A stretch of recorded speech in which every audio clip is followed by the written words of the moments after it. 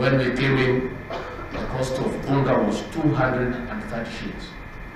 We have progressively, through good thinking and planning, without any subsidy, brought the cost down to 190, to 180, to 170, to 160. As we talk today, on the shelf, there are many supermarkets offering Unga at 159 shillings, up to 155. And I can tell you it will continue going down, awaiting the harvest in September. And after the harvest, because of the intervention that we have done to assist our farmers with subsidized fertilizer, we intend and we believe we'll be able to bring down the cost of Unga to about 130, about 120. And that is what is sustainable. The economy has started showing good signs of recovery.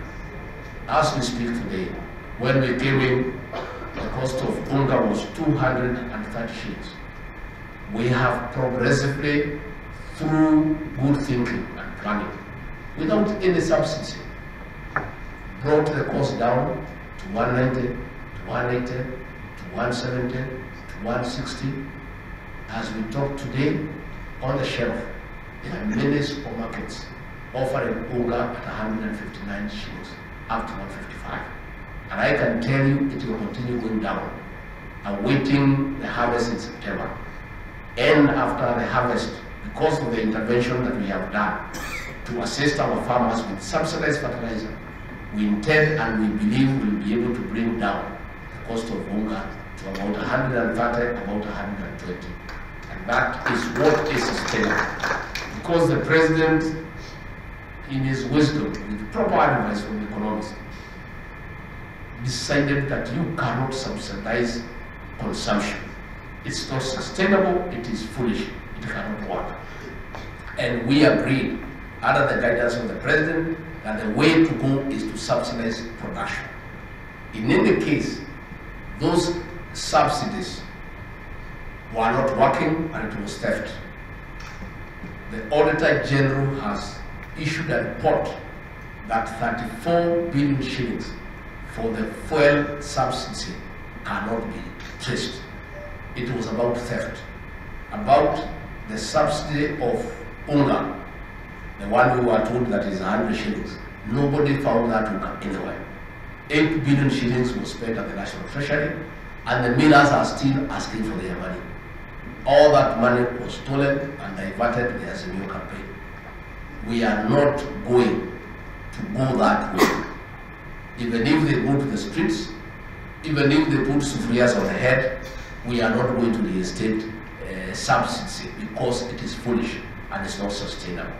The way to fix the cost of living is subsidizing production, putting money where it matters, in terms of fertilizer, in terms of seeds, in terms of other encouraging measures to allow our people to produce more at a less cost.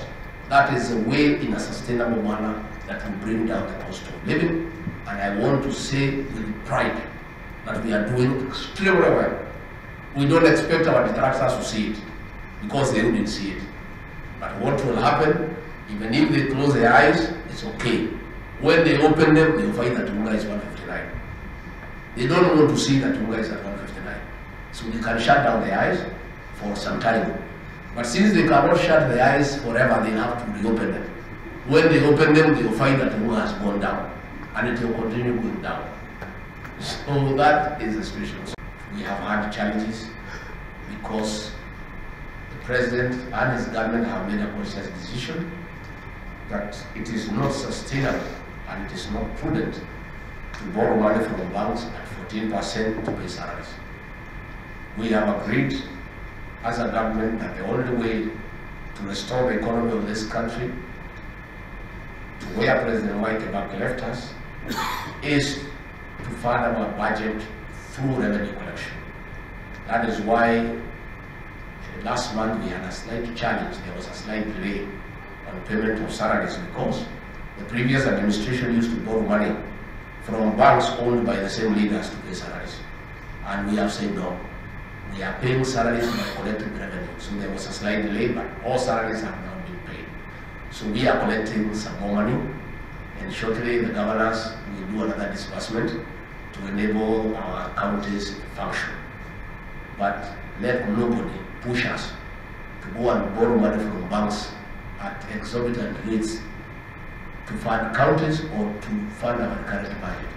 What we are doing as a government is doubling our efforts in revenue collection, and we are doing that by closing all the loopholes, by digitizing revenue collection so that we close all the loopholes on tax exemption and non-collection of revenue. We had a conversation and agreed on how to jointly deliver our promise to the people. We are joined at the hip. The success of William Ruto as president is the success of Rigathi Gachagua as deputy. The failure of President William Ruto as president is the failure of Deputy President Rigathi Gachagua.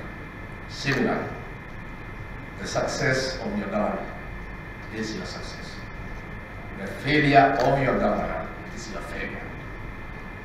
Therefore, it behoves you and your government to work together collectively to succeed, because both of you have a 5-year social contract with the residents of your county. That contract will be renewed on successful delivery or terminated on failure to deliver.